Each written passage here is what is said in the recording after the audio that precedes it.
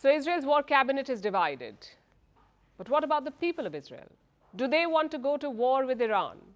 Turns out they find the idea too risky. A new poll is out, and this is what it says. 74% people do not want an attack if it hurts Israel's security alliances. Only 26% Israelis support an attack on Iran. They support the idea of striking Iran even if it strains Israel's relations with allies. So the prevailing public opinion is against military action. I really hope it won't be a big war now. None of us in Israel want a big war. So I hope that's it. Well, yeah, we're very upset. We didn't want the war with Hamas. They attacked us. We don't want the war with Iran. They attack us. They sound tired of the war, and who can blame them? Israel has been caught in an endless spiral of violence, and there seems to be no exit strategy. Israel's military action began as a response to the October 7 attacks. But today, Israeli forces are fighting on three fronts. There is the ongoing battle with Hamas in Gaza. In the north, Israel is clashing with the Hezbollah. And now there is an emerging front with Iran.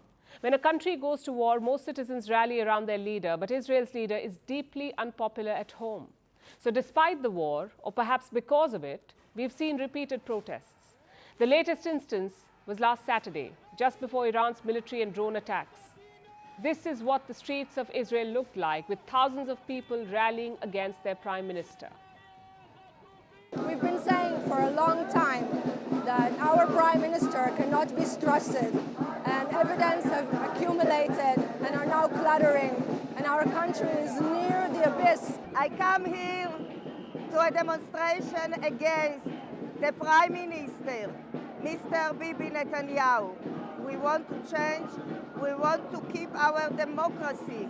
He became a dictator, and we didn't want dictatorship. Posters have sprung up across Israel. Some of them openly abuse and insult Prime Minister Benjamin Netanyahu. He seems to have become public enemy number one. Support for his war has hit rock bottom. Over 70% of the Israelis want him to resign.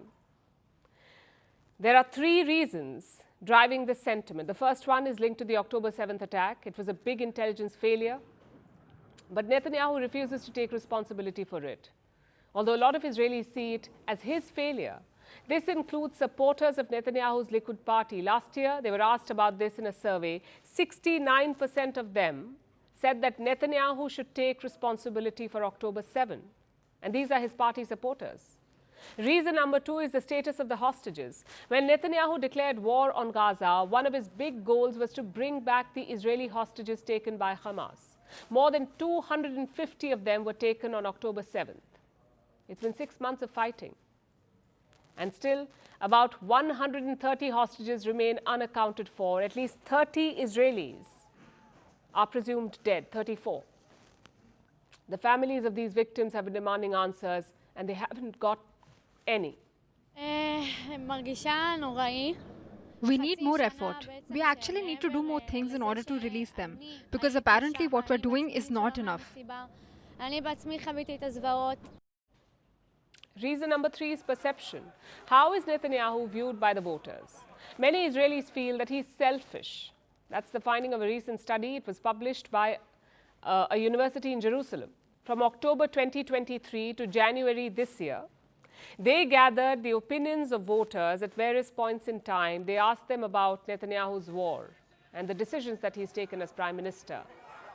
And look at what they found. 56% of the respondents said Netanyahu's decisions were driven by political considerations, not national interest. And that is telling. So public support and confidence in the prime minister is shrinking, but he appears unfazed by these opinions, at least publicly. He has no intentions of stepping down. Also, he has shown no inclination to de-escalate tensions with Iran or to end the war in Gaza. And there is no strong political opposition against him. Yes, Netanyahu governs a fragile coalition. Yes, his government may fall even if one ally pulls out, but there is no significant campaign to oust him and no compelling alternative, really. What does this mean for Israel? It means that peace may continue to elude them for now. They should brace for unrest, both on the borders and within.